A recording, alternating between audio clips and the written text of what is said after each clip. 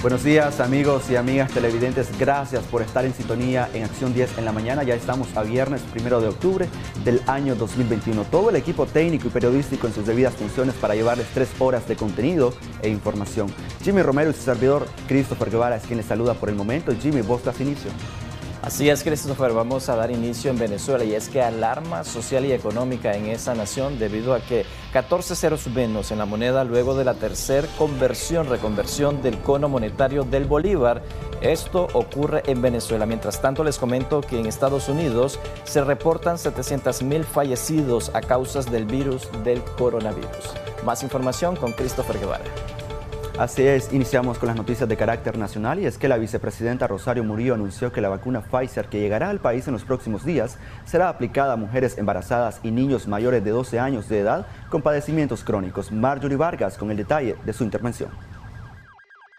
Y arribaron al Aeropuerto Internacional Augusto C. Sandino las 138,000 vacunas Sinopharm enviadas a través del mecanismo COVAX, los principales impulsores y donantes formados por Unión Europea y Estados miembros. Hemos visto en las tomas en el aeropuerto a la querida hermana Ana Ortega Treasure de OPS, hemos visto a las autoridades de UNICEF en Nicaragua, hemos visto también a representantes de Italia, Alemania, Unión Europea, España, que tanto ha donado para proteger la salud en nuestra Nicaragua bendita, a representantes de Francia, de Japón, de Canadá, de Suiza y de Colombia que han estado ahí recibiendo estas 138,000 dosis de Sinopharm. La vicepresidenta Rosario Murillo explicó que la vacuna Pfizer, programada a llegar el 11 de octubre, se aplicará a las mujeres embarazadas y niños mayores de 12 años con padecimientos de alto riesgo. En coordinación, en consulta con los organismos pertinentes, aquí las autoridades de salud han decidido que esa vacuna Pfizer será para mujeres embarazadas y para atender a niños mayores de 12 años de alto riesgo. Así es que en el mes de octubre el total de vacunas que estarán llegando al país sumarán 1.540.090 dosis de AstraZeneca y Pfizer. Para Acción 10, Marjorie Vargas. Y siempre hablando sobre la situación de pandemia en nuestro país, ahora les comentamos que el secretario general del Ministerio de Salud, hablamos del MINSA, Carlos Sáenz, informó sobre el desarrollo de la jornada de vacunación en Nicaragua contra el COVID-19, asimismo como la adquisición de vacunas donadas recientemente. Geraldine Domínguez nos cuenta mucho más. En una entrevista realizada en medio de comunicación oficialista, el secretario general del Ministerio de Salud, doctor Carlos Sáenz, brindó declaraciones acerca del desarrollo de la jornada de vacunación en el territorio nacional contra la COVID-19, así como la nueva llegada de más lotes de vacunas al país. Además de que nosotros estamos haciendo esta jornada voluntaria de vacunación, donde nosotros como gobierno hemos estado desarrollando grandes gestiones en búsqueda de vacunas, porque tenemos 2 mecanismos de financiamiento. Uno es el mecanismo de donaciones que se utiliza a través del mecanismo COVAX, y en este mecanismo COVAX hay una contribución de muchos países donde la Organización Mundial de la Salud contribuye a ese esfuerzo. Pero también por este mismo mecanismo, a través de la Organización Panamericana de la Salud, se han hecho esfuerzos también y como gobierno con países para poder obtener vacunas. En este caso tenemos el ejemplo de Noruega, de España, también de la India, ¿no? Que de manera muy directa con nuestro gobierno nos donó al inicio las 200,000 dosis. Según el funcionario, también el gobierno de Nicaragua cuenta con fondos disponibles para la compra de vacunas. Pero también tenemos el mecanismo de los fondos disponibles. Nosotros tenemos fondos disponibles para compra de vacunas y hemos venido, la compra que hemos tenido ha sido a través de la Federación de Rusia, donde obtuvimos las vacunas de Sputnik, y este mecanismo de compra iniciamos un proceso con la India, pero con la situación que tenían, entonces pues también tuvieron que parar la venta fuera de su territorio, y luego hemos tenido dificultades en la disponibilidad de las plantas productoras para que nos puedan vender. Sin embargo, ya otra vez se está retomando con varias empresas, AstraZeneca, la India, y hemos venido conversando con distintas plantas productoras para ver la posibilidad de agilizar las compras, pero eso depende de la misma disponibilidad. Sáenz también reiteró que con la nueva llegada de vacunas después del 9 de octubre se complementará la segunda dosis para las personas que están pendientes por recibirla, como la Covishield, la AstraZeneca y una minoría de la Sputnik V. Estamos recibiendo, ¿verdad?, como decías vos, las 138.000 Sinopharm el día de hoy, y así vamos a tener las Pfizer de las 233.000, luego la AstraZeneca, y tenemos pendiente pues una entrega de también Sputnik Light, que es una única. Son 800.000, entiendo. Todas esas 800.000, todas esas vacunas que ascienden a más de 1.700.000 dosis, esperamos tenerlas en todo lo que va que resta del año. A partir de hoy hasta octubre esperamos, ¿no? Uh-huh. Y por ejemplo tenemos estas de hoy que son Sinopharm y la Pfizer el 11 de octubre. El doctor Sáenz destacó que actualmente el gobierno de Nicaragua cuenta con un sistema de cadena de frío con la capacidad de almacenar 1.200.000 dosis de vacunas Pfizer, las que tienen que estar en temperaturas de 70 u 80 grados. En Acción 10, Geraldine Domínguez. Algunos sindicalistas temen que trabajadores de zonas francas no sean inoculados con los diferentes fármacos capaces de combatir COVID-19. Jimmy Romero conversó con uno de ellos y esta es su reacción. De los 130.000 trabajadores que tiene la industria del régimen de zona franca, solo un 20% ha sido vacunado contra el COVID-19, aseguró Miguel Ruiz, dirigente sindical.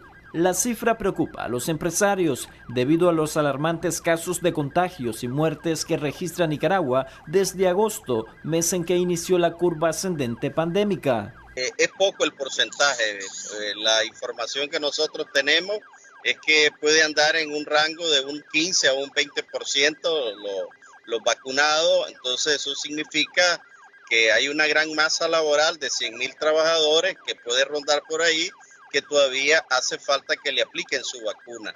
Entendemos, por lo que han explicado las autoridades del gobierno y del MINSA, es que no hay suficiente vacuna. Otras de las preocupaciones que tiene el sector será el hecho que los trabajadores menores de 30 años de edad no serán incluidos en el proceso de vacunación que impulsan las autoridades del Ministerio de Salud. Ruiz destaca que si esa masa laboral no es inoculada, los contagios persistirán.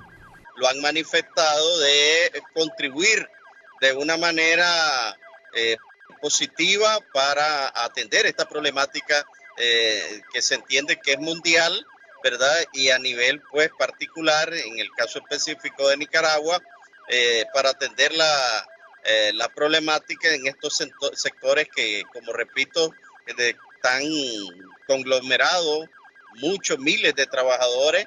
Estaríamos hablando de más de 70.000 trabajadores que podrían ser beneficiados, que están en las edades de 18 a más de 30 años.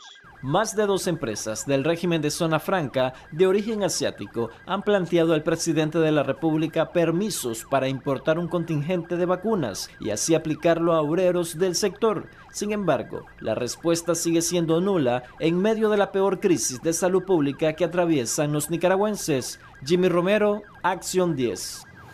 Bueno, y la falta de pruebas para la detección del COVID-19 continúa generando problemas en el país, lo que ha conllevado a que varias familias busquen pruebas alternas que, si bien podría representar alguna guía, no son efectivas, así lo afirman algunos expertos. Pero es Aile Aguilar quien nos informa mucho más.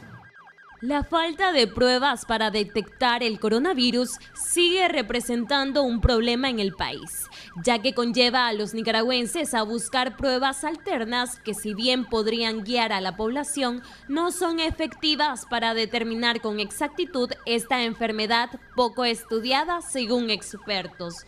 Radiografía de tórax, dímero de ferritina, PCR en sangre, biometría hemática completa, plaqueta, son exámenes complementarios que me van a ayudar al manejo de un paciente COVID, sobre todo COVID moderado y COVID severo. Es decir, todo esto son complementarios, pero no son diagnósticos. El único diagnóstico para COVID-19 es reacción de cadena de polimerasa, que es PCR, muestra nasal.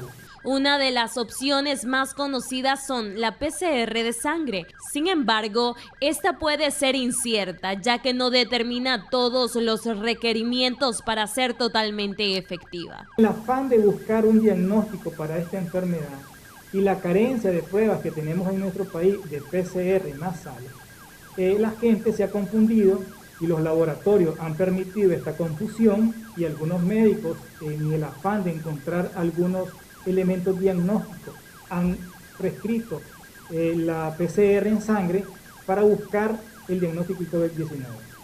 El diagnóstico de COVID-19 se hace por reacción de cadena polimerasa, una prueba que se toma a nivel nasal.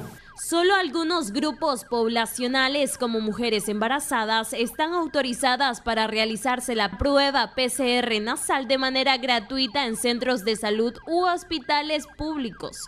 De lo contrario, quien desee elaborarse esta prueba de manera voluntaria o para descartar dicha enfermedad debe costear un total de $150 para realizársela. En otros países como Panamá, su valor es de $50. Saile Aguilar, Acción 10. El subsecretario adjunto en la Oficina de Asuntos del Hemisferio Occidental, John Piechowski, afirmó que Estados Unidos permanece preocupado por la actual situación en Nicaragua y a su vez exigió la liberación de los más de 150 presos políticos. El subsecretario de Estado adjunto de los Estados Unidos para Asuntos del Hemisferio Occidental, John Piechowski, se refirió a la situación en Nicaragua durante una conferencia de prensa y habló sobre los líderes opositores detenidos. La continua detención arbitraria de activistas, de precandidatos políticos, es algo muy espeluznante, algo que nos preocupa mucho y vamos a seguir reclamando una mejora de la situación y vamos a analizar si debemos aumentar la presión hacia Ortega y Murillo, porque para todos la fecha de las elecciones presidenciales es algo que vemos como una línea, ¿no?, en la que todas las medidas que ellos han empleado hasta el momento es para que continúen en el poder, que es algo que nos preocupa. El funcionario manifestó que el gobierno de Joe Biden ha seguido con bastante atención y preocupación lo que acontece en Nicaragua. El gobierno de Estados Unidos ha estado siguiendo los acontecimientos en Nicaragua con bastante atención, bastante preocupación. La imposición de nuevas leyes han aumentado la represión de la sociedad civil, son leyes importadas de países autoritarios como Rusia. Según Piechowski, Estados Unidos está trabajando con gobiernos democráticos de Latinoamérica y Europa para propiciar solidaridad con los presos políticos. María Esther Ordóñez, Acción 10. Muchas gracias, María Esther Ordóñez. Vamos a cambiar totalmente de asunto para hablar sobre disputa limítrofe. La vicepresidenta y canciller de Colombia, Marta Lucía Ramírez, tras comentar las audiencias que tienen lugar en la Corte Interamericana de Justicia, afirmó que Nicaragua ha violado los derechos de pesca de los raizales del archipiélago de San Andrés, Providencia y Santa Catalina. Pero es María Esther Ordóñez quien nos continúa informando. Este viernes será la última intervención que tendrá Nicaragua en La Haya por las audiencias que se llevan a cabo por el caso con Colombia de presuntas violaciones de derechos soberanos y de espacios marítimos en el Mar Caribe. Durante una entrevista realizada por la agencia de noticias EFE, a la vicepresidenta y canciller colombiana Marta Lucía Ramírez afirmó que Nicaragua ha violado los derechos de pesca de los raizales del archipiélago de San Andrés, Providencia y Santa Catalina, al comentar las audiencias que tienen lugar en la Corte Internacional de Justicia. Según la canciller, las audiencias que comenzaron el pasado 20 de septiembre tienen que ver con los derechos y libertades de ambos países en el área y no del fallo del año 2012. cuando la Corte Internacional de Justicia fijó los límites marítimos entre ambos países y confirmó la soberanía colombiana sobre 7 cayos del archipiélago de San Andrés, Providencia y Santa Catalina, pero le dio a Nicaragua una porción de mar mayor que la que tenía. Nicaragua, por su parte, ha informado cuáles son las peticiones finales en las audiencias. Entre ellas, agrega que Colombia debe indemnizar a Nicaragua por todos los daños causados por las violaciones de sus obligaciones legales internacionales, incluidos, entre otros, los daños causados por la explotación de los recursos vivos de la zona económica exclusiva de Nicaragua por parte de embarcaciones pesqueras ilegalmente autorizadas por Colombia para operar en esa zona, y la pérdida de ingresos ocasionada por la negativa de Colombia a permitir o por su disuasión la pesca de embarcaciones nicaragüenses o embarcaciones de terceros estados autorizados por Nicaragua y en general por los daños ocasionados por sus acciones y declaraciones a la debida explotación de los recursos en la zona económica exclusiva de Nicaragua, al tiempo que ha publicado las pruebas con las que cuentan los representantes del país centroamericano en las audiencias sobre las presuntas violaciones de los derechos de Nicaragua. Se espera que en 6 meses la Corte brinde su fallo sobre este proceso. María Esther Ordóñez, Acción 10. El Consejo Supremo Electoral informó sobre la firma de un convenio con la Procuraduría para la Defensa de los Derechos Humanos de un acompañamiento para las próximas elecciones. Es Willy Narváez quien nos amplía. A las puertas del proceso electoral del próximo 7 de noviembre para elegir a presidente, vicepresidente y diputados, ya se empiezan a conocer algunos nombres que estarán como acompañantes en el proceso. Como institución nacional, la defensa de los derechos humanos estará brindando acompañamiento de atención social a la ciudadanía en los 3.116 centros de votación, según informaron este 30 de septiembre.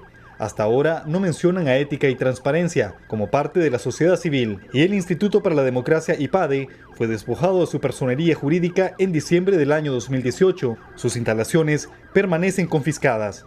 Pero entre los acompañantes internacionales, por ahora se mencionan al presidente del Movimiento del Socialismo Allendista de Chile, el presidente del Partido Comunista de España, el presidente de Veteranos por la Paz de Estados Unidos y el secretario de Relaciones Internacionales del Partido Comunista de Argentina. Hasta el momento lo que hemos visto es una lista de amigos, de amigas del régimen Ortega Murillo que van a llegar, según ellos, a acompañar el proceso electoral.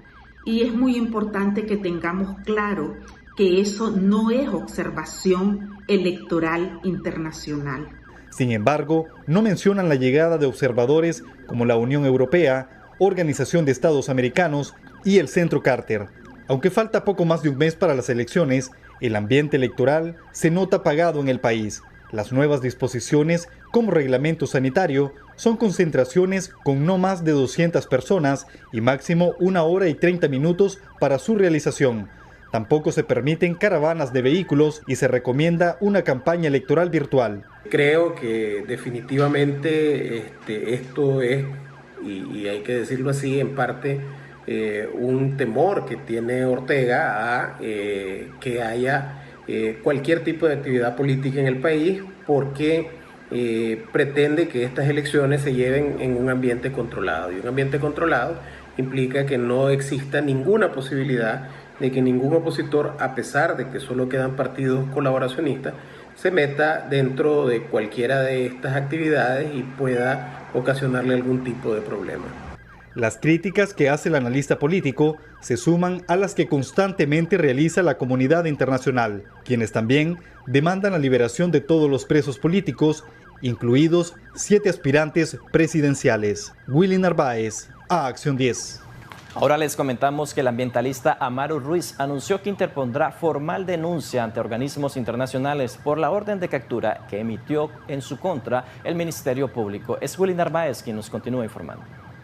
Para conservar su libertad, el presidente de Fundación del Río está exiliado en Costa Rica. En Nicaragua, las autoridades lo requieren mediante la Ley 1042, Ley Especial de Ciberdelitos. Cuando se registran masacres de indígenas en el país, estas primero se conocen por la información que divulga Ruiz. El trabajo de campo que han realizado en la zona del país le ha permitido tener esa exclusividad, pero las instituciones afirman que son falsas. Entonces, no es posible enfrentar esta acusación de manera personal en el país porque no hay garantías democráticas de un debido juicio ni un debido proceso en el país. La Policía Nacional recibió la denuncia de la masacre del 23 de agosto 10 días antes de que sucediera esta masacre. Es decir, esta masacre pudo ser evitada si hubieses dado atención a la denuncia que estableció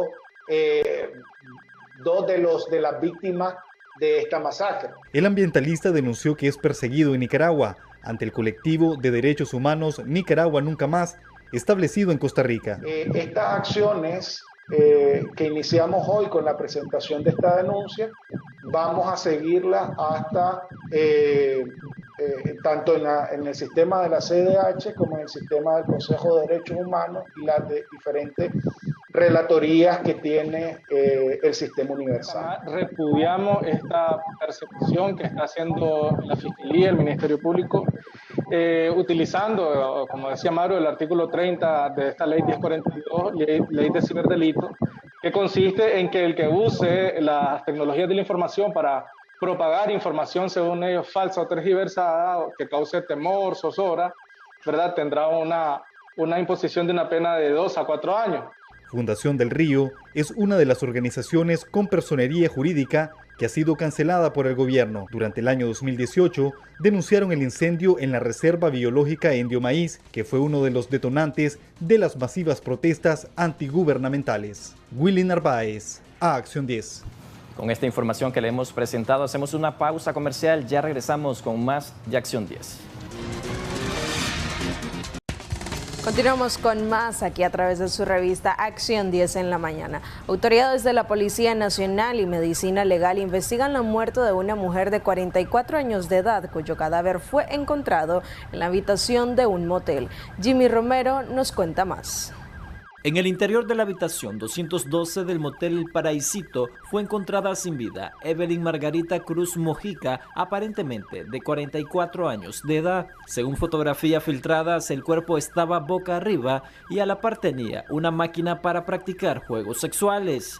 La información preliminar indica que la mujer era morena, cabello largo, cejas finas y el rostro achinado. También se conoció que la ciudadana portaba un anillo de compromiso y llegó al lugar acompañada por un hombre de la misma edad. Al lugar de los hechos se hizo presente un equipo de criminalística de la Policía Nacional para estudiar la escena, aunque aún no ha sido esclarecida, es decir, si se debió a un crimen o suicidio.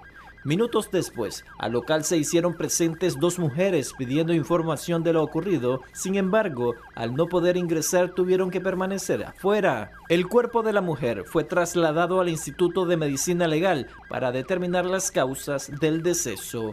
El motel está ubicado en las cercanías al Paseo Tizcapa en Managua y permanecerá operando con normalidad. Jimmy Romero, Acción 10. Fatídico accidente vial cobra la vida de un hombre de 41 años de edad quien viajaba a bordo de una moto en aparente estado de ebriedad y a exceso de velocidad. Isaías Alcántara nos tiene los detalles de este trágico suceso. De manera trágica perdió la vida el ciudadano Efraín Antonio Obando Rivas, de 41 años de edad, procedente del municipio de Ciuna, quien se movilizaba en su motocicleta en la comunidad de Sasanguás, en el municipio de Rosita, Triángulo Minero. De acuerdo con información preliminar extraoficial, lugareños señalaron que el ciudadano viajaba en estado de ebriedad y a exceso de velocidad, por lo que impactó contra un camión que estaba estacionado. El licor y el exceso de velocidad siguen siendo las principales causas de la muerte. Desde Ciuna, Triángulo Minero, Isaías Alcántara, Acción 10. En noticias nacionales, autoridades sanitarias del Hospital García Laviana en Rivas entregaron el cadáver equivocado a familiares de un paciente reportado fallecido aparentemente por COVID-19. Ezeba Torres, quien nos amplía esta información. Una cadena de errores humanos en el Hospital Gaspar García Laviana del departamento de Rivas provocó que los familiares de un anciano fallecido aparentemente por COVID-19 recibieran los restos de una mujer fallecida presuntamente por la misma causa. Los familiares del señor Gregorio Urtecho, de 90 años, a eso de las 9:15 de la noche de este recién pasado miércoles, daban cristiana sepultura al que suponían era el cuerpo del anciano, cuando recibieron una llamada telefónica del Hospital Gaspar García Laviana, donde les pedían que sacaran el ataúd de la bóveda que ya casi estaba sellada, porque hubo un error y se trataba del cuerpo de la señora Sergida Cabrera. En medio de una penumbra ahí nos los entregaron y supuestamente los reconocimos, pues. Y ya viniendo aquí al cementerio de Potosí, recibí una llamada del Hospital Gaspar García Laviana de Rivas, diciéndonos que sacáramos el cadáver porque estaban confundidos, que no era era mi papá, pues. Entonces procedimos a sacarlo y abrimos la que venía clavada la caja y nos dimos cuenta que realmente era lo de una señora de aquí del Ingenio. Según el señor Rafael Urtecho, hijo del fallecido anciano, para reconocer el cuerpo de su padre tuvo que ingresar a un pasillo que carecía de iluminación. En un pasillo del hospital, ahí donde reciben en la sala de COVID, ahí lo dan y te dicen rápidamente que lo reconozcas y no te permiten teléfono, ninguna iluminación para realmente reconocerlo perfectamente, pues, a tu deudo. Familiares del fallecido hombre aseguran que solicitaron al director del hospital se realicen las investigaciones correspondientes para descubrir qué fue lo que pasó realmente y asimismo solicitaron que se practique la prueba de COVID-19 a los miembros de su familia. Le pedí al director que nos realizaran pruebas de COVID y varias cosas, pues, que nos dieran seguimiento, pues. Me dijo a mí personalmente, pues, que sí, que no tuviera cuidado y que él iba a hacerlo y que me iba a llamar hoy por la mañana. Y no he recibido hasta el momento llamada ninguna para ver qué respuesta nos tienen, que den la cara pública. Pues el director del Hospital García Laviana, el doctor Rivera, con él estuve hablando yo personalmente. Con la colaboración de Raquel Mena en Acción 10, les informó Eva Torres. Al regresar de esta pausa, entérese sobre la celebración realizada en Masaya a su santo patrono, pese al repunte de contagio de COVID-19 en el país. Ya volvemos. Estamos de regreso con más de Acción 10 en la mañana y tal y como les había comentado antes de irnos a la pausa comercial, Daniela Rodríguez Morazán, ciudadanos en Masaya celebran su santo patrono, aunque la misa por la bajada de la imagen de San Jerónimo se realizó a puertas cerradas y con pocos asistentes. Pero es Martín Orozco quien nos cuenta mucho más. Con una alegre diana, hoy 30 de septiembre, los masayas celebraron a su santo patrono. Posterior se celebró una misa sin presencia de fieles, únicamente con la cofradía. A San Jerónimo se le celebra cada 30 de septiembre. Él tradujo la Biblia del griego y hebreo al latín. El año pasado se cumplieron 1600 años de su nacimiento y esta obra de San Jerónimo pues permanece intacta en medio de nuestro pueblo fiel. Y ya no digamos, pues, ¿verdad?, sus virtudes, sus cualidades, como fue precisamente la oración, la penitencia, el amor a la Eucaristía, la oración, que sin duda son los testimonios más vivos que todo devoto de San Jerónimo debe vivir y encarnar también en su vida. Desde Masaya informó para Acción 10, Martín Orozco. Establecimientos en el departamento de Granada anuncian el cierre temporal ante el creciente número de contagiados por la COVID-19 en el país. Nuestro equipo periodístico en la zona nos amplía. Tras el aumento de casos de coronavirus que sufren las últimas semanas en Nicaragua, en Granada algunos bares, discotecas y colegios han decidido implementar medidas con el fin de frenar la ola de contagios que sigue cobrando miles de vidas a nivel mundial. Tal es el caso de Encuentros Club Granada, quienes a través de un comunicado divulgado en las redes sociales informaron que debido a la situación insostenible por la nueva variante del COVID-19, pondrán en pausa sus actividades hasta nuevo aviso. Además agregaron que la salud de nuestros apreciados clientes y de la misma forma de nuestro staff será prioridad tomando las medidas necesarias ante cualquier eventualidad. De igual manera, bar y restaurante Los Gemelos decidieron adoptar medidas de bioseguridad en el local, haciendo caso a las recomendaciones de las autoridades de salud, entre las que destacan cancelar por un periodo de 15 días presentaciones de grupos musicales o música en vivo, a razón de evitar aglomeración y contacto en la pista de baile y establecer parámetros de distancia entre las mesas en todas las áreas del local.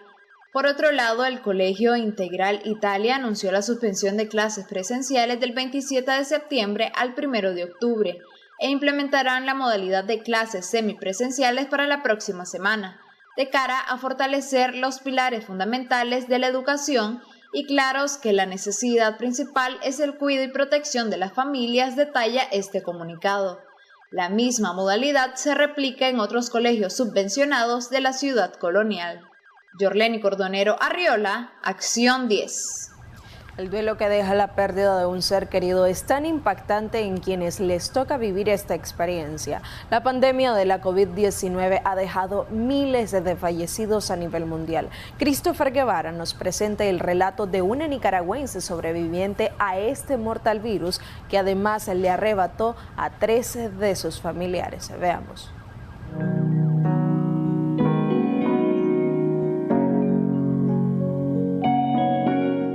Perder un ser querido es un periodo de mucho sufrimiento. El llorar a alguien es una parte del proceso normal de reacción ante una pérdida de esta magnitud. El afectado puede experimentar el sufrimiento como una reacción mental, física, social o emocional. El daño psicológico provocado por la COVID-19 ya es una realidad, pero no es algo que parezca por el momento mirarse con la preocupación que merece. La casa se convirtió en un hospital.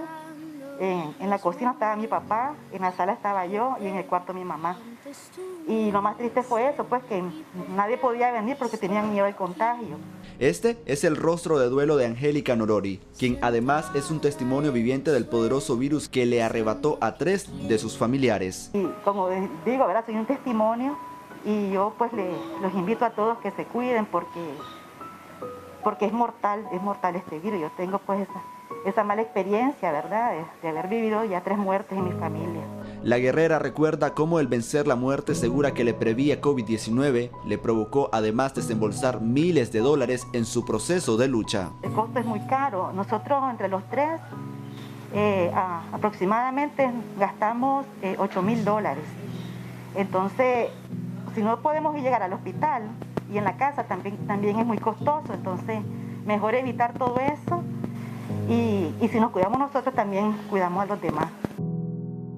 COVID-19 lleva más de 18 meses atacando a los nicaragüenses, dejando no solo infectados, sino que ha arrebatado decenas de vidas humanas. Este camposanto de Managua se ha convertido en uno de los lugares protagónicos para quienes han perdido la batalla ante la COVID-19, un letal virus que no perdona a nadie. 204 personas fallecidas a causa de la COVID-19 es lo que ha reportado el Ministerio de Salud hasta la fecha. Dichos procesos han significado un gran impacto emocional a quienes les ha tocado vivenciar la enfermedad. El miedo de ser alcanzados por la muerte es lo que ha motivado a miles y miles de nicaragüenses a hacer largas filas para adquirir el inoculante, la cual, según los médicos, no garantiza en su totalidad el no contagiarse de esta enfermedad. Ante este desafiante viaje de pánico que enfrenta el mundo, el reto está centrado en aprender a convivir con esta normalidad. Christopher Guevara, Acción 10. Varias calles de los barrios Santa Ana Sur y 18 de Mayo serán pavimentados a través del proyecto de mejoramiento vial en la capital. Nuestra colega Geraldine Domínguez nos amplía. El barrio 18 de Mayo del Distrito 5 de la capital es parte del programa de mejoramiento vial que ejecuta la comuna capitalina. En este sector, donde habitan más de 7,000 personas, se pavimentarán 10 cuadras. En este barrio estaremos haciendo 10 cuadras nuevas este año. Ya estamos trabajando en lo que es la recolocación de las tuberías de aguas negras y agua potable y la preparación de la subbase, es más o menos lo que ya hemos concluido. Estamos completando base y finalmente la carpeta de arrolamiento. El proyecto lleva un avance del 50% hasta este momento, con una inversión que sobrepasa los 7 millones de Córdoba. Otro de los barrios que están con calles en tierra y serán asfaltadas es Santa Ana Sur. Ahí se pavimentarán 7 cuadras. Tenemos 7 cuadras nuevas este año, ya están todas en construcción en este momento. Estamos construyendo base y subbase en las mismas. Tenemos más o menos un 50% de avance. Aquí hemos venido haciendo también otro tipo de obras, que hemos hecho 24 viviendas solidarias en el barrio para mejorar las condiciones de vivienda digna. Como dije antes, también hemos hecho calles, hemos hecho acueductos, hemos trabajado en obras de protección en diferentes puntos estratégicos del barrio. En este barrio, donde viven más de 4.000 habitantes, se invertirán para la pavimentación de las calles 2.8 millones de córdobas. En Acción 10, Geraldine Domínguez. Estamos de regreso con más de Acción 10 en la mañana. Estamos en nuestro segmento Debates y Soluciones. Hoy no nos estará acompañando Jocelyn Medrano, tiene el día libre. Les quiero comentar que el tema que estaremos abordando el día de hoy es salud cardiovascular COVID-19. Estése muy pendiente porque más adelante estaremos estableciendo comunicación con el doctor Daniel Meneses vía Skype, quien nos estará aclarando algunas dudas e interrogantes que tiene la población nicaragüense en cuanto a los efectos secundarios que podrían producir algunos fármacos y también la vacuna contra el COVID-19, qué problemas se podrían estar presentando en el corazón del ser humano. Pero antes de enlazarnos con el doctor, vamos a presentarles una nota que nos ha preparado nuestro periodista Christopher Guevara en cuanto a despejar dudas si algunos fármacos que se han elaborado a nivel mundial producen efectos secundarios. ¿Cuáles son? Veamos en el siguiente reporte que nos ha preparado Christopher Guevara. Fiebre, dolor de cabeza, cansancio, dolor muscular, escalofríos o bien náuseas son algunos de los efectos que la mayoría de personas han experimentado al inocularse con vacunas anti-COVID. Esta enfermedad, que ha terminado con la vida de millones de personas, ha motivado a las farmacéuticas a desarrollar vacunas para hacerle frente. Todas las vacunas autorizadas son extremadamente eficaces a la hora de evitar los casos graves de COVID, ya que previamente fueron evaluadas en miles de participantes de ensayos clínicos. Hasta la fecha, los sistemas implementados para monitorear la seguridad de las vacunas han detectado solo 2 tipos de problemas de salud grave después de la vacunación, ambos poco frecuentes. Hablamos de la anafilaxia y el síndrome de trombosis. Comencemos con la vacuna Sputnik V, pues se conoce según datos de la OMS que produce gripe, dolor de cabeza y reacciones en el área del brazo donde se inyecta. En el caso de Pfizer y Moderna, los efectos adversos más frecuentes son el dolor en el área de la inyección, fatiga o sensación de cansancio, cefalia, mialgias y escalofríos. Y en algunos casos de personas inoculadas con Moderna han presentado problemas cutáneos cercana al área inyectada. Ahora bien, en algunos países se ha suspendido temporalmente la vacunación con AstraZeneca, al detectarse casos de trombos en pacientes a los que se le había inoculado con la vacuna. La vacuna de Johnson & Johnson, 2 días después de su aplicación, podría presentar cansancio, dolor de cabeza, dolor muscular o bien escalofríos. Además, la FDA ha encontrado casos de trombos entre los millones de vacunados, casi todos en mujeres jóvenes. En algunos informes se han notificado que algunas vacunas como Pfizer y Moderna han generado casos de miocarditis y pericarditis en adolescentes y adultos con más frecuencia después de recibir la segunda dosis. Sin embargo, la recomendación según los especialistas es inocularse con la vacuna con la que el país esté trabajando a cada grupo poblacional. Christopher Guevara, Acción 10. Muchas gracias, Christopher Guevara, por esa aclaración y dudas que muchas veces la población nicaragüense se crea en torno a la aplicación del inoculante COVID-19 para contrarrestar esta terrible enfermedad. Y tal y como les habíamos anunciado, ya se encuentra con nosotros vía Skype el doctor Daniel Meneses, especialista en problemas cardiovasculares. Muchas gracias, doctor. Bienvenido a Acción 10 en la mañana y, por supuesto, a hablar acá en Debates y Soluciones. Hola, buenos días. Muy agradecido de estar aquí con ustedes. Este programa es espectacular y realmente le llega a mucha población en Nicaragua. Por lo tanto, para mí es un compromiso grande de poder contribuir un poco a la información de la salud cardiovascular con los temas que ustedes me invitan periódicamente. Muchísimas gracias. Doctor, para iniciar y despejar dudas, ¿cómo debemos cuidar nuestro corazón en momentos de COVID-19? Sabemos que la pandemia ha arrebatado la vida de millones de personas en el mundo y principalmente el corazón es uno de los más afectados cuando contraemos esa enfermedad. Fíjate que coincidentemente acabamos de celebrar el Día Mundial del Corazón el 29 de septiembre. Es una celebración que se realiza en todo el planeta para concientizar y estimular a la población a que aumente los cuidados cardiovasculares. Este año esperamos una tasa de mortalidad de 18.6 millones de personas van a fallecer por enfermedad cardiovascular, algo que claramente es muy superior incluso a las cifras de COVID-19. Tenemos 520 millones de personas con enfermedades cardiovasculares en todo el planeta Y la pandemia ha venido a poner las cosas más complejas porque muchos de los pacientes cardiovasculares han tenido que enfrentar aislamiento o un enclaustramiento voluntario, falta de ejercicio, limitación con las medicinas, limitación con el acudir a su médico, etcétera. Es para esta población que nosotros hemos insistido muchísimo que el riesgo de COVID-19 en ellos para contraer complicaciones graves es muy alto. Por lo tanto, las recomendaciones de la vacunación en esta población la debemos enforzar todo el tiempo. No importa si el paciente tiene stent coronario, si el paciente tiene un marcapasos, si tiene insuficiencia cardíaca, si es hipertenso descontrolado, si tiene enfermedad coronaria. No importa la enfermedad cardiovascular que se tenga, la mejor apuesta para cuidar el corazón en estos tiempos de pandemia es comenzar por una vacunación lo más cercano a su domicilio. Doctor, ¿cuáles son los principales riesgos que se podría presentar en el ser humano una vez adquirida el COVID-19? El corazón le mencionaba que es uno de los órganos más sensibles a esta enfermedad.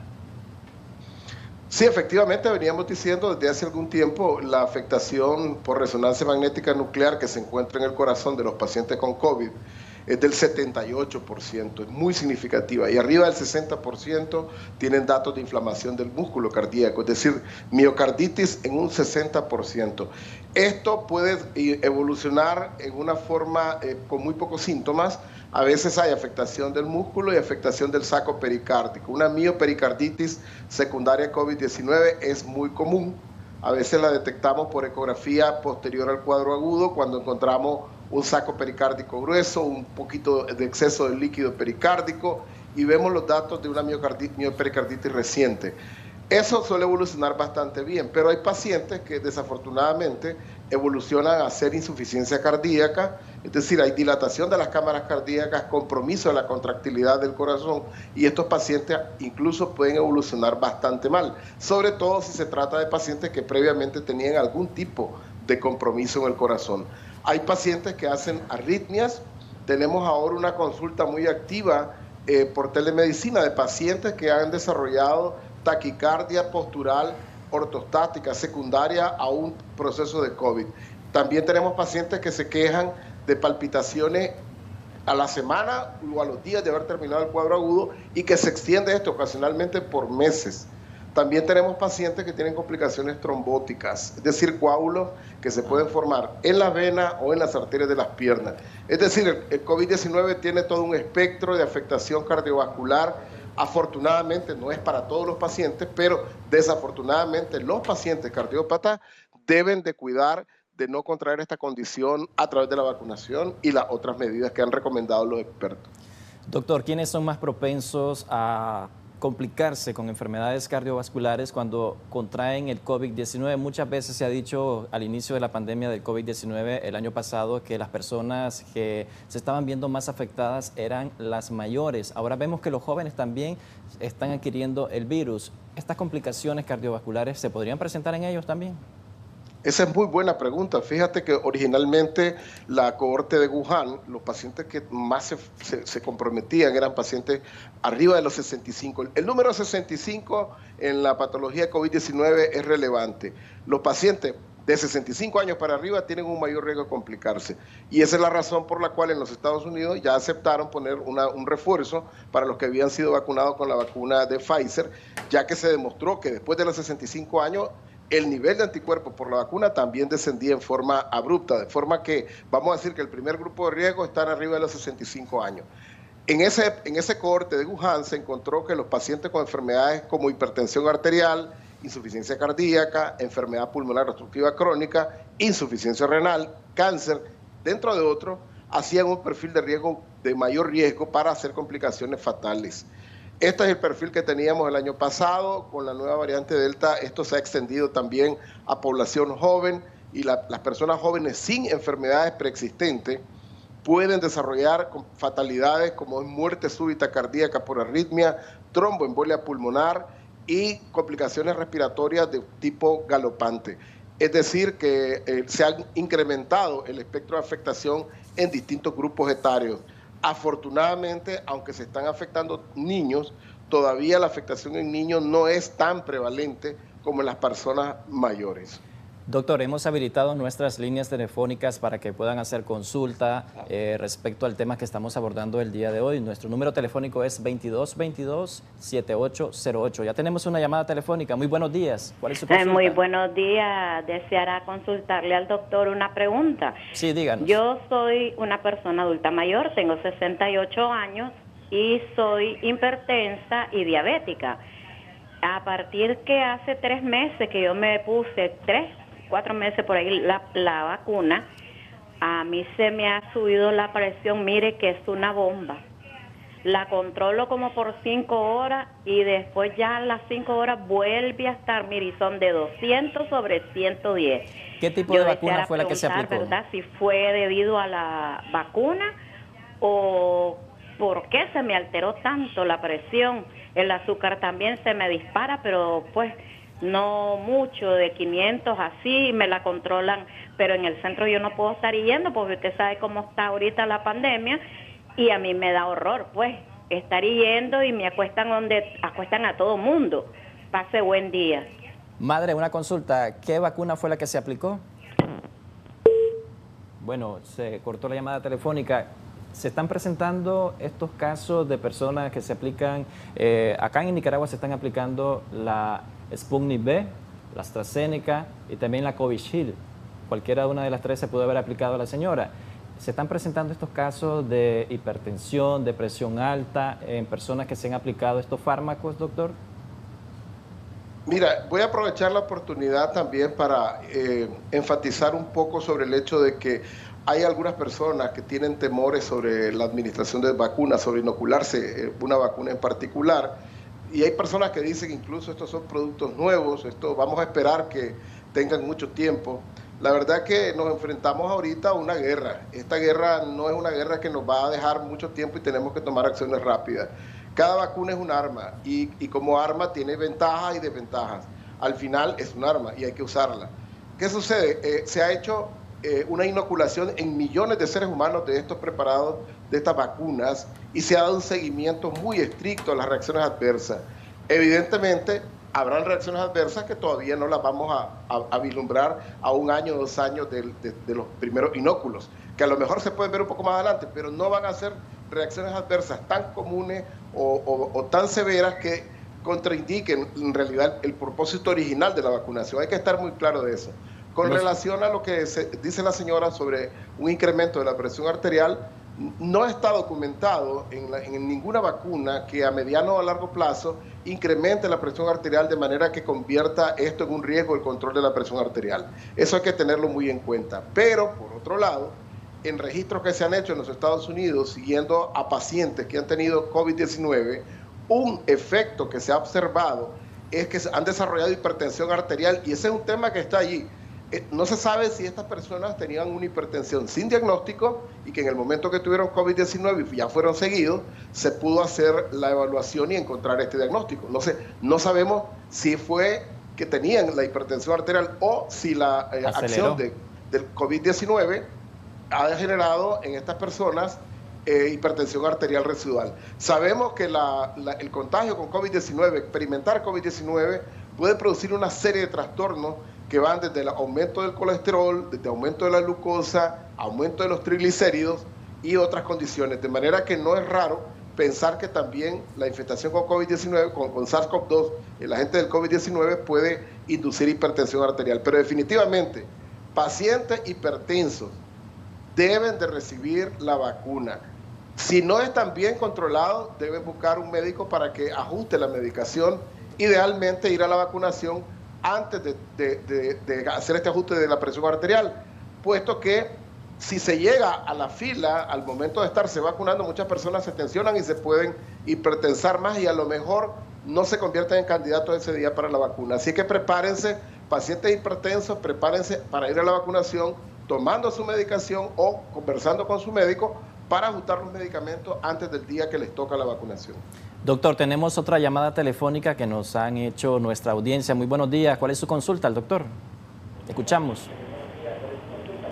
Buenos días, buenos días. Sí, buenos días. Díganos, ¿cuál es su consulta? Sí, bueno, a mí me dio el COVID el 27 de agosto. tengo 37 años. Mi consulta es la siguiente. Sí, le escuchamos, díganos. Me puedo poner la vacuna ahorita o tengo que esperar un tiempo prudente. Esa es mi consulta. Muchas gracias. Okay. ¿Qué le aconseja, doctor, en este caso? Dice que es un paciente de 37 años de edad. El COVID le dio el 27 de agosto. 27 de agosto, ya pasó más de un mes, está en periodo que se puede colocar. La mayor parte de las vacunas se pueden poner al final de los 10 a 14 días después de que el cuadro clínico pues ya ha resuelto. De manera que él es candidato para ponerse la vacunación ya de la vacuna, no tiene ninguna contraindicación. Otra de las preguntas más frecuentes que nos están haciendo en nuestras redes sociales es cómo podemos mejorar la salud del corazón. Muchas veces se habla que hay que hacer ejercicio, comer saludable. Esto podría ayudar a contrarrestar los efectos del COVID-19 y los efectos colaterales que podría generarle a nuestro corazón una vez adquirida la enfermedad, doctor. Es una bonita pregunta. Mira, la salud cardiovascular es el resultado de diferentes agentes que se dirigen en la misma línea, en la misma dirección. Son fuerzas que se tienen que orientar en la misma dirección. Hay personas que hacen un nivel de ejercicio físico básico o exagerado o adecuado, y eso ayuda definitivamente a la salud cardiovascular. Pero junto a esto también se debe tener unos aspectos nutricionales importantes, como es consumir pocos azúcares, muy pocas frituras, consumir muchos vegetales, legumbres, etcétera. También llevar un estilo saludable de vida relacionado a los hábitos tóxicos, me refiero a consumo de drogas, consumo de tabaco, consumo de alcohol, que perjudican definitivamente al corazón si son consumidas. Hay un aspecto importante que es el saber vivir, el vivir muy bien. Es decir, hay que tener en consideración que esta pandemia ha representado para todas las personas un estrés singular, un aumento evidentemente de las cargas psicológicas. No estábamos acostumbrados a esta manera de vivir, y eso genera en algunas personas ansiedades, preocupaciones, desvelos, depresión, etcétera, lo cual afecta definitivamente a la salud cardiovascular. Hay que tomárselo con la mayor calma que se pueda para poder realmente enfrentarlo. Y por último está el tema médico. Sí, hay algunas suplementaciones de vitaminas que pueden apoyar. Se han hecho populares el uso de vitamina D, de vitamina C, y creo que pueden ser suplementadas cuando no se está alimentándose apropiadamente o en personas mayores que a veces no se alimentan de la manera más adecuada. Definitivamente buscar una salud cardiovascular ayuda a potenciar el sistema inmunológico contra cualquier tipo de infección, incluyendo la del SARS-CoV-2. Ok, muchas gracias, doctor. Vamos a recibir otra llamada telefónica. Muy buenos días. ¿Cuál es su consulta respecto al tema que estamos abordando el día de hoy? Sí, yo quería consultarle al cardiólogo que está hablando ahí, que mi esposo es hipertenso diabético crónico, y si él se puede tomar antes las medicinas de vacunarse. ¿Cuánto tiempo él ya tiene de haberse vacunado o piensa vacunarse? Ahorita en esta jornada que acaba de pasar, cuando estaba en la fila en el Manolo, creo que fue el miércoles pasado. ¿Él ha presentado algún tipo de complicación después de aplicarse la vacuna? ¿O usted quiere saber cuáles son los medicamentos que debe seguir constantemente tomando? Sí, el constante toma la medicina porque él tiene medicamentos pues para tomar diario. Ok, muchas gracias por su consulta.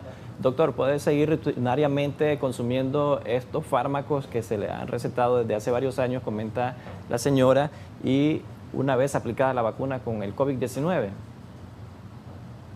Mire, le agradezco a esta señora el comentario, porque realmente hay que enfatizar en los pacientes de que el día de la vacunación no deben suspender los medicamentos que utilizan para el corazón. Si utilizan medicamentos para la presión arterial, para la insuficiencia cardíaca, etcétera, esas medicinas no deben ser suspendidas porque corren riesgo de tener descompensaciones. Si tiene una insuficiencia cardíaca y no se medica el día de la vacunación, el estrés que le va a suponer el movilizarse y la vacunación en sí mismo puede precipitarle en el momento que no esté medicado descompensación de falla cardíaca. Igual la hipertensión arterial se puede disparar en el paciente que llega a vacunarse y no se toma sus medicamentos. Creo que la observación de ella es muy bonita porque muchas personas adultas tienen la duda: voy a vacunarme y tomo varias medicinas, ¿qué hago? ¿Me las tomo o espero después de la vacuna? Antes de ir a vacunarse, si era en el horario, si las tiene pautadas en la mañana, usted se las tome en la mañana, y las que tenga pautadas para la noche, se las toma las de que tiene que tomar en la noche, porque eso no va a interferir absolutamente nada con su proceso de vacunación. También nos han preguntado al interno de nuestras redes sociales que si una vez que padezco del COVID-19, ¿a los cuántos días me puedo vacunar? Es una pregunta frecuente que nos están haciendo. Es la misma pregunta que habían hecho antes. Mira, la mayoría de las vacunas son autorizadas para ser utilizadas en pacientes que han tenido un cuadro de COVID-19, que clínicamente ya tienen mejoría y han transcurrido al menos 10 a 14 días. La mayoría dice 2 semanas, para que sea como una cifra más estándar. Hay algunas vacunas que se recomiendan utilizar hasta los 90 días, pero esas vacunas todavía no han llegado a Nicaragua, de manera que la recomendación general es, si tiene COVID-19, a las 2 semanas de haber terminado el COVID-19, usted ya se puede vacunar sin ningún reparo. Nos escribe y nos dice, tengo varices pronunciadas, ¿me puedo aplicar el inoculante de la COVID-19 o tengo que esperar algún tratamiento? También una excelente pregunta. Muchas pacientes nuestras tienen enfermedad varicosa, insuficiencia venosa crónica, grandes troncos venosos. Hemos visto esto en Nicaragua, pues que es bastante común. Entonces está la preocupación de si me pongo la vacuna me puede dar un trombo porque tengo esta varice. No hay ninguna restricción. Usted puede tener las varices del tamaño que sea y usted no está restricta a vacunarse. Usted debe vacunarse, porque justamente una de las complicaciones que estamos observando en pacientes mujeres que tienen COVID-19 es el desarrollo de trombosis venosa, incluso de forma tardía, semanas y meses después de que tuvieron el cuadro agudo, y trombosis a repetición. Y hemos tenido casos de trombosis muy severa a nivel pulmonar, de cuadros de tromboembolia pulmonar, trombosis de vena cava, y hemos tenido también cuadros de trombosis generalizada abdominal. De manera que el COVID-19 es una enfermedad que la va a predisponer a hacer coágulos en sus piernas. Por lo tanto, se tiene que vacunar aunque usted tenga varices, no importa. Es justamente para protegerla por esa condición. Doctor, tenemos otra llamada telefónica. Muy buenos días. ¿Cuál es su consulta respecto al tema que estamos abordando el día de hoy con el doctor Daniel Meneses? Sí, buenos días, corazón. Sí, buenos días. Le escuchamos. ¿Cuál es su consulta? Quería preguntarle de que yo tengo 47 años. Sí, le escuchamos. De beber corticoides. Soy diabética, hipertensa. Sí. Y tengo insuficiencia renal y soy operada de un riñón. ¿Ya se vacunó? Quiero saber si... No he podido. Quiero saber si no me afectaría la vacuna. Ok, muchas gracias por su consulta. Doctor, ¿qué puede responderle a esta señora que tiene varios padecimientos? El temor de ella es de aplicarse la vacuna y se pueda complicar. Nos está sirviendo mucho el dato de ella para enfatizar las personas que tienen condiciones crónicas, esas condiciones los van a predisponer a complicaciones mayores por COVID-19. No lo predispone a tener mayor riesgo de contagiarse, pero sí, se contagia, va a desarrollar complicaciones mayores. Por lo tanto, de hecho, aquí en el país se comenzó el esquema de vacunación en los pacientes renales crónicos, porque tienen una letalidad muy alta cuando se contagian con COVID. Entonces, esta señora es un candidato idóneo para la vacunación, ya que presenta múltiples complicaciones crónicas y sus reservas funcionales están disminuidas. De manera que enfrentar una infección por COVID-19 le supondría un reto mucho mayor que una persona que no tenga estas enfermedades crónicas. Ella tendría, dicho de otra manera, un beneficio todavía multiplicado si se compara con una persona que no tiene estas condiciones crónicas. Así es que la invito a la vacunación porque es la mejor inversión que puede hacer en este año para proteger su salud. Nos están preguntando al interno que por qué al inicio de la distribución de la vacuna AstraZeneca se estuvo diciendo de que generaba trombosis. ¿Actualmente esa vacuna genera eso? ¿Hay esos riesgos? Nos preguntan. Bueno, mira, no solo la de AstraZeneca, sino también la Johnson & Johnson son vacunas de ARN que utilizan utilizan un virus, y resulta que fue muy curioso porque los casos comenzaron a reportarse a comienzos de este año Entonces se detuvo en el mundo desarrollado la vacunación con estos inóculos y luego se procedió a estudiar. En realidad, ¿qué se ha observado? Se observó que el mayor riesgo en el caso de la vacuna de AstraZeneca ocurría en mujeres menores de 50 años. Entonces ahí estaba las menores de 50 años tenían un poco más de incidencia y sobre todo las menores de 30. No obstante, ahora que se ha continuado el proceso de vacunación en distintos países, se han ampliado los abanicos para la vacunación. Por ejemplo, en Panamá se vacuna mujeres con la vacuna de AstraZeneca de los 30 años para arriba sin problema, igual México. De manera que hay que tener, creo yo, confianza en el sentido de que estos son productos que se han aplicado a millones de personas que han desarrollado alguna tasa de complicación, pero que son mínimas, y a veces nos centramos en querer ver esas reacciones y no el gran beneficio que están trayendo. Como ejemplo les puedo hablar de la aspirina. Es un medicamento que ha salvado la vida a muchísimas personas, ha evitado muchísimos infartos, pero aspirina ha sido causa de muerte de muchas personas. Hablo de personas que han hecho sangrados de tubo digestivo, personas que han hecho también sangrados a nivel cerebral y han fallecido por el uso de aspirina. Pero aspirina no se deja de usar. Cuando aspirina se requiere usar, se usa. Y exactamente eso pasa con las vacunas. La mejor vacuna, doctor, es la que tengamos aquí a mano, ¿no? Doctor, ¿este fármaco debe ser recomendado por un especialista? ¿La automedicación se descarta en este caso de la aspirina? Sí, en general la aspirina debe ser recomendado por un médico. Eso es muy importante, sobre todo cuando la indicación es prevención cardiovascular, porque se trata de un uso crónico que predispone. Si el paciente no ha tenido infarto, no ha tenido un bypass, si el paciente no tiene enfermedad coronaria diagnosticada y no tiene un alto riesgo para desarrollar cardiopatía isquémica, ese paciente no es buen candidato para el uso de aspirina desde la perspectiva cardiovascular. Entonces, si ese paciente toma aspirina en forma regular, pasa a ser un paciente con un grupo de riesgo particular de sangrado y de muerte por aspirina. Así es que debe ser prescrita por un médico de cabecera.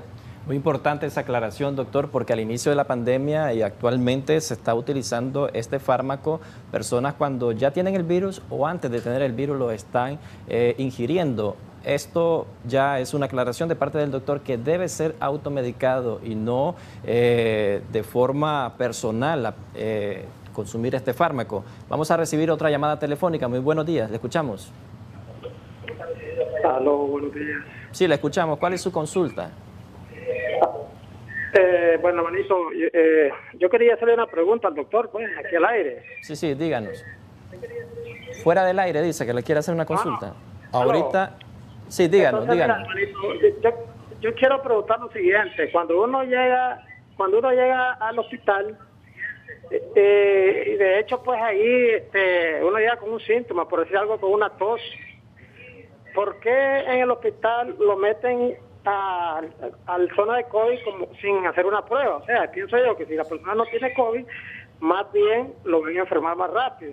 O sea, yo tengo un amigo mío que es doctor, dice que todo lo que es tos o media fiebre es síntoma de COVID, entonces lo meten a la zona de COVID. Entonces yo digo que deberían de hacer una prueba para estar más seguro, ¿verdad? Porque pienso que eso puede llegar a enfermar más bien de COVID a la persona que tal vez no lo tiene. Muchísimas gracias, hermanito. Dios me lo bendiga. Ok, muchas gracias por su consulta. ¿Por qué no existe ese tipo de clasificación cuando la persona se teme que esté con el virus del COVID-19, doctor? Yo creo que todas las unidades tienen un protocolo para valorar en respiratorio el ingreso de los pacientes. Habrá casos, evidentemente, pues que se puedan haber ingresado a una unidad de respiratorio sin un diagnóstico de COVID, pero no es la mayoría. La mayoría, lo que sucede es que tenemos, y repito, estamos viviendo una guerra en este momento, es una guerra contra una partícula viral, y eso toda la humanidad está desatando una batalla contra esta partícula viral, y en esa guerra pues se toman conductas, por ejemplo, crear la zona de respiratorio, una zona donde se tiende a aislar, previendo de que una persona que va tosiendo y tenga COVID-19 contagie también a otras. Habrán errores ahí que se producen no solo en Nicaragua, en todo el planeta. Pues bueno, eso es parte del bregar diario de una situación tan particular como es esta pandemia. Pero en general hay protocolos en cada lugar, los pacientes son admitidos, se hace una historia clínica, se evalúa el riesgo de que estén infestados, y se determina con los recursos que se tienen la posibilidad o el diagnóstico de COVID para poder seguir en digamos, su terapia. Es decir, esto es lo que se hace en la mayoría de los pacientes, que algún caso ocasional, un paciente haya ingresado sin que lleguen los requisitos de COVID, bueno, eso no solo pasa aquí, ¿verdad? Doctor, también nos están preguntando a lo interno de que hay casos de personas que se aplicaron la primera dosis de cualquier vacuna y cuánto tiempo deben de esperar ellos para aplicarse la segunda dosis y si existe un peligro si se la aplican antes de tiempo. ¿Nos va a responder esa pregunta, doctor? Porque tenemos una llamada telefónica, después nos aclara esa duda. Muy buenos días, ¿cuál es su consulta? Muy buenos días, ¿cuál es su consulta? Le escuchamos.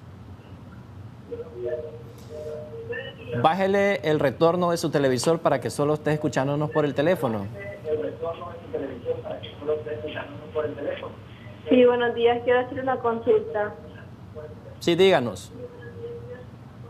Lo que pasa es que mi mamá es diabética e hipertensa. Escúchenos solo por el teléfono. Sí.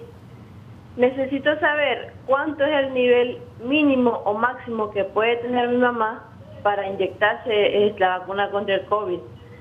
De presión y de azúcar, ¿cuánto es lo que debe tener? Ok, muchas gracias.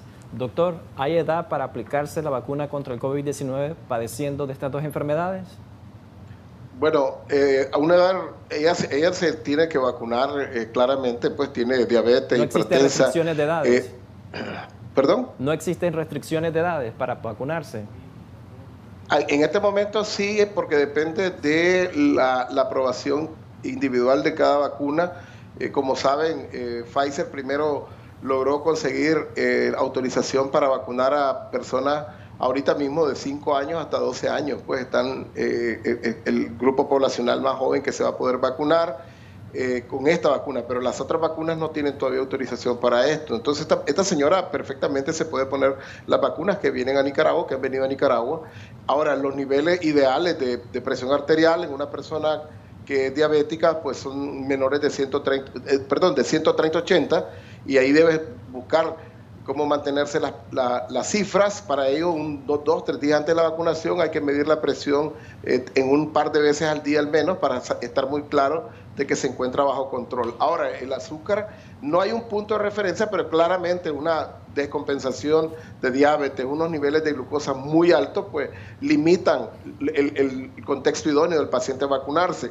Idealmente, este paciente debería tener un valor de glucosa menor de 120 miligramos por decilitro en ayuna como un grado de control que pueda permitir el que se vaya a vacunar sin muchos problemas. Repito, las medicaciones, tanto para diabetes como para la presión, las debe tomar ese día sin ninguna restricción. Es decir, no deben preocuparse de interacción de los medicamentos con la vacuna en sí mismo.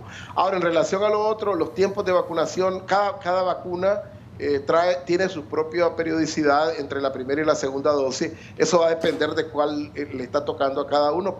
Van en general desde los 21 días hasta los 3 meses, algunas incluso hasta 4 meses. Y si se ponen antes, que sí puede haber problemas. Si se ponen antes, es como echar a perder un poco la capacidad que tiene su sistema inmunológico de generar anticuerpos.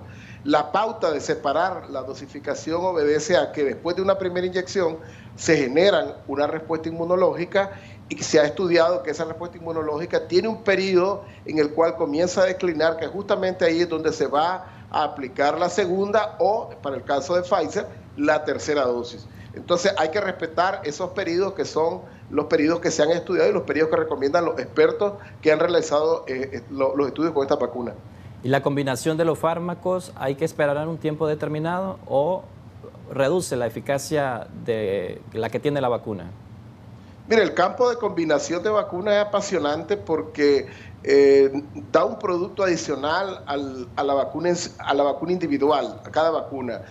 Hay muchos ensayos ahorita en los cuales se está viendo cómo se puede potenciar mucho. Por ejemplo, sabemos que la Covishield o la de AstraZeneca, si es seguida de una dosis de Pfizer, se produce una respuesta inmunológica superior a la que se obtiene cuando se pone simplemente la siguiente dosis de AstraZeneca. Eso se demostró en un estudio pequeño primero en España y posteriormente en Reino Unido se hizo también un estudio más grande, de manera que hay evidencia de que las combinaciones pueden ser de utilidad, pero estas combinaciones no hay que hacerlas de manera personal ni crear como un buffet de opciones individuales. Hay que sentarse con su médico, platicar la posición que tienen, el conocimiento que tienen en relación a el beneficio potencial de alguna combinación, pero por el momento hay que seguir el esquema ordinario de cada vacuna, ¿no?, que cada vacuna tiene.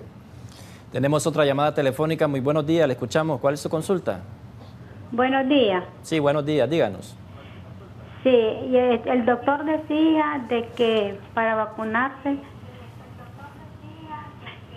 Escúchenos a través del teléfono solo. ¿Aló? Escúchenos solo a través del teléfono. El doctor decía que para vacunarse la presión debe estar en 130/80. Y lo más bajo, ¿en qué debe estar? Porque yo padezco de presión alta en la noche, pero en el día se me baja bastante. Por lo general tengo 120, 118, 70, 50, 118, a veces hasta 118, 50, 40. Así es que cómo debe estar la presión, lo más bajo, pues, para poderme vacunar. Ok, muchas gracias. Muy interesante esa pregunta, porque he observado que en los puestos de vacunación incluso se está tomando la presión para ver si se les aplica la vacuna. Incluso algunos dicen de que aunque les toman la presión, no les dicen cuánto les dio y le aplican la vacuna. ¿Hay contraindicaciones en este caso?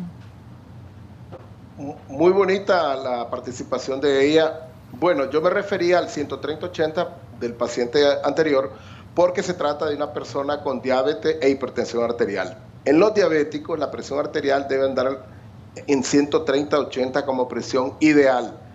Las presiones más bajas en diabéticos suponen posibilidades de complicaciones cardiovasculares y de daño renal y aumento incluso de la mortalidad. Entonces, en los pacientes diabéticos hipertensos, 130/80 es suficiente presión para decir que estamos en un rango apropiado. Con ese rango de presión, el riñón se perfunde, el corazón se perfunde y los beneficios de la medicación antihipertensiva son ostensibles. Ahora, ¿qué sucede con las personas no diabéticas que son hipertensas?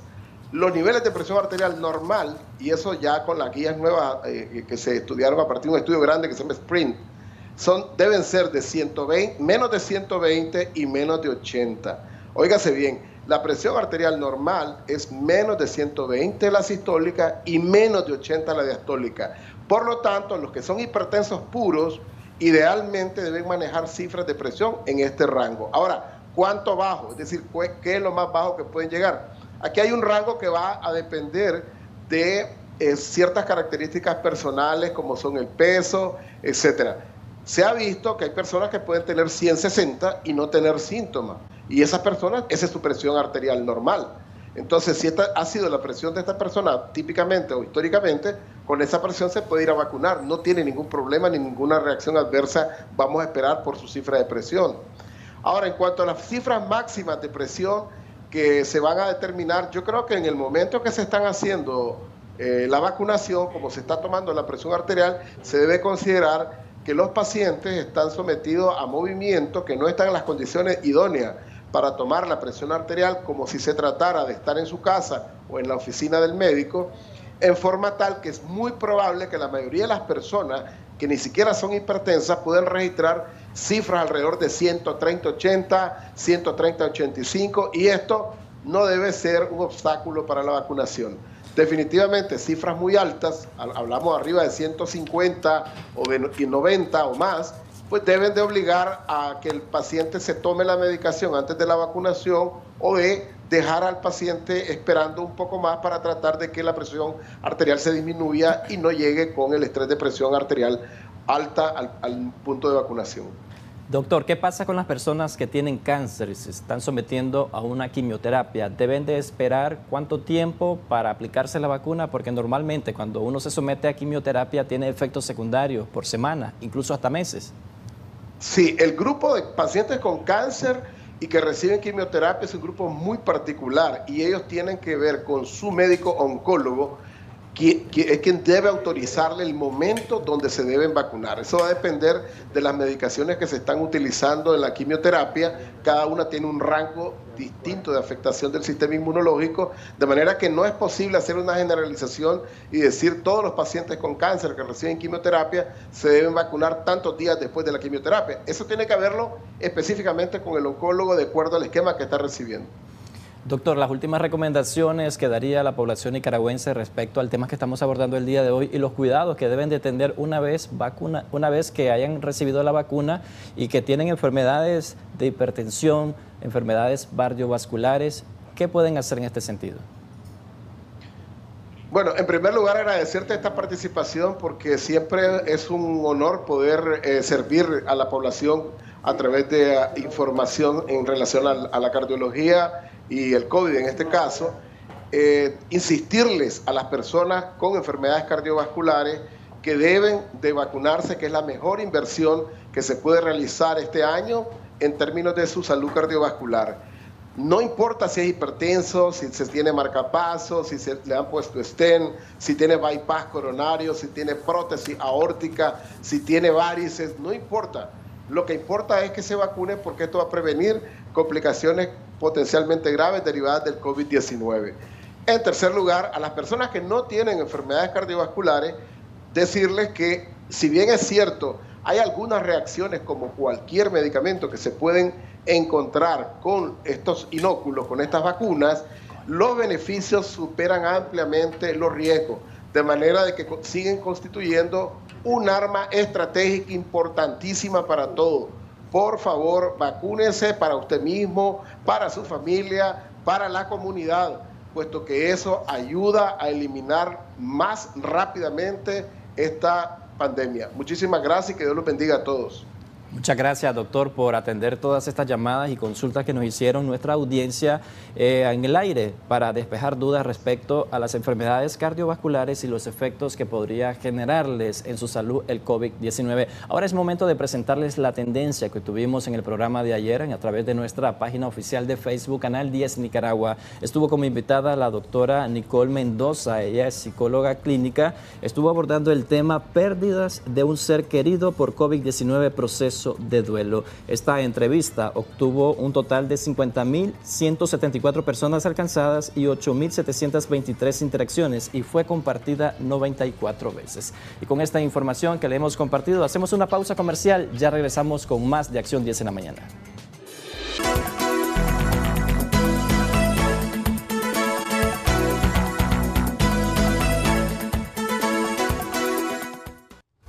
Así es, Xochitl Cristina, efectivamente ya se encuentra con nosotros la doctora Anagret Centeno, quien estará desarrollando hoy en nuestro segmento veterinario en su hogar la esterilización en los caninos. Muy buenos días, doctora, bienvenida una vez más a Acción 10 en la mañana. Gracias a todos nuevamente por habernos invitado. Estamos tomando este tema, ¿verdad?, para hacer conciencia de la importancia de la esterilización en nuestras mascotas, ya que es un beneficio que eso te ayuda a que tengas saludable a tu mascota, evitar más mascotas en la calle, ya que la población es bastante grande con respecto a los caninos y lamentablemente estamos teniendo muchos problemas de maltrato animal con estos animalitos que quedan desamparados. ¿En qué consiste la esterilización? La esterilización consiste en extirpar el aparato reproductor de los caninos, ya sean hembras o machos, para evitar la reproducción de ellos mismos.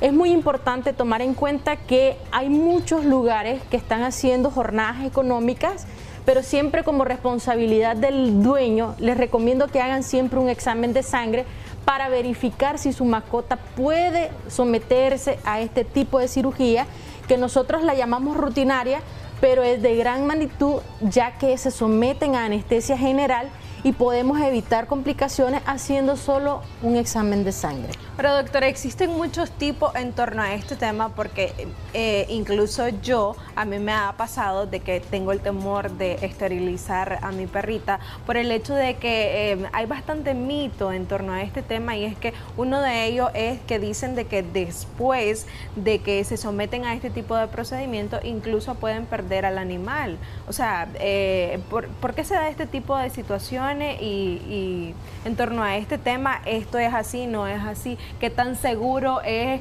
someter a nuestro animal a un proceso de esterilización? Siempre y cuando vos tengas un médico de base de confianza, él te va a dar los tips para someter a tu mascota a este tipo de cirugía.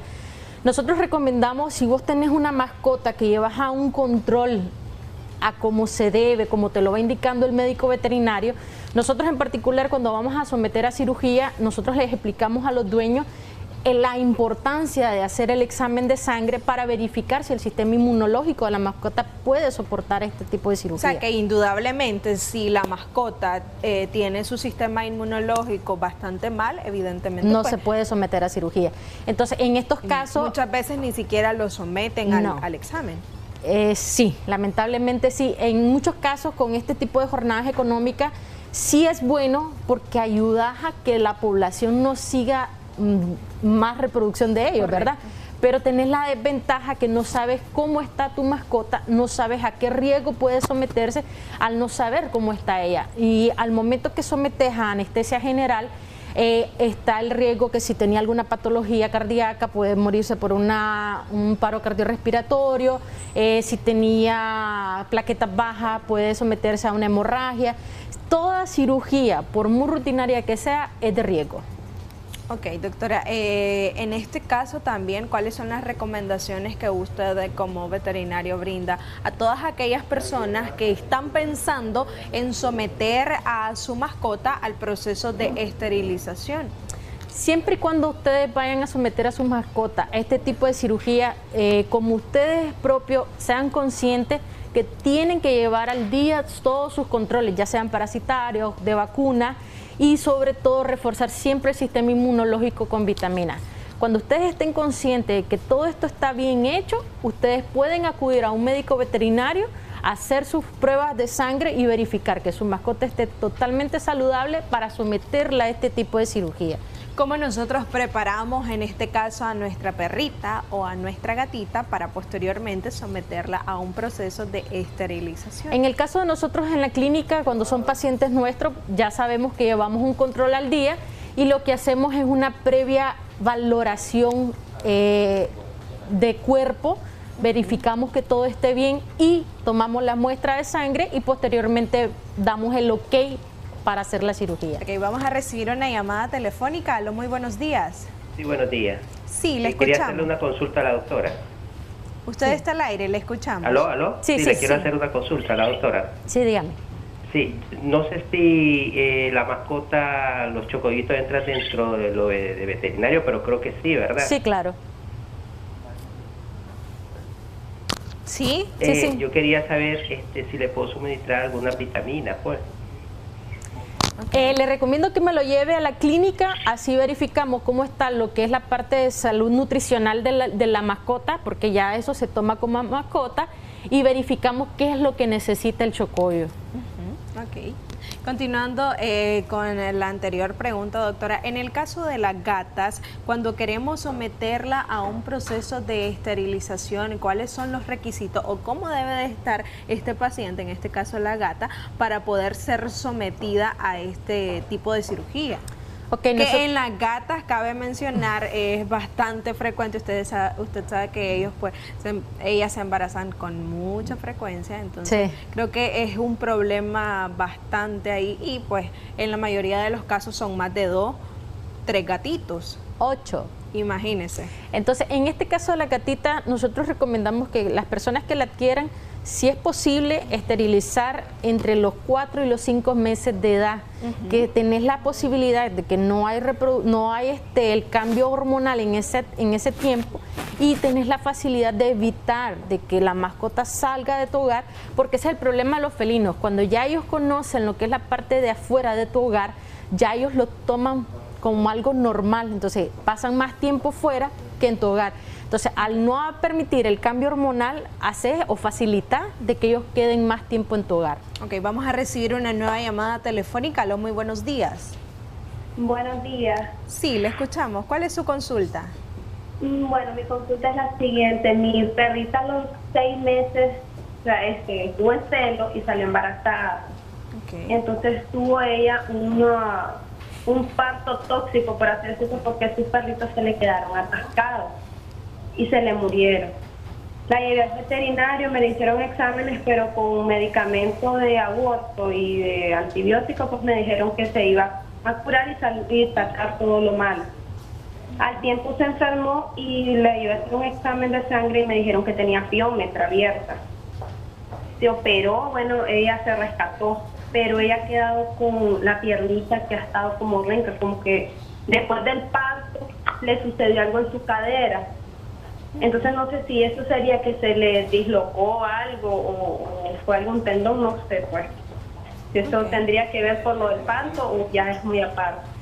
¿Su respuesta, doctora? Hay que verificar con placas para ver qué problemas o patologías pudo haber presentado posterior, pero a veces también este tipo de problemas pueden ser a nivel muscular por alguna inyección que se le haya suministrado y haya tocado algún nervio y queda con esta patología. Pero sí le recomendaría hacer una placa para descartar cualquier problema del miembro que está lesionado. Ok, doctora, continuando con el caso de las gatitas que habíamos suspendido. Entonces, en el caso de la gata, igual también nosotros recomendamos la valoración clínica, verificar que el pesaje, sobre todo el peso, es muy importante para someter a este tipo de cirugía, que sean acorde a la edad que tienen.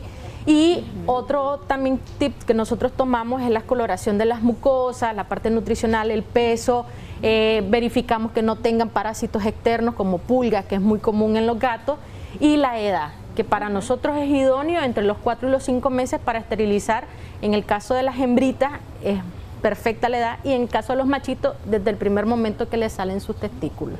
En este caso de las gatas, doctora, usted sabe de que, por ejemplo, si una gatita ya tiene su gatito y luego pues sale embarazada con frecuencia, o sea, ¿cómo los anticonceptivos qué tan recomendables suelen ser?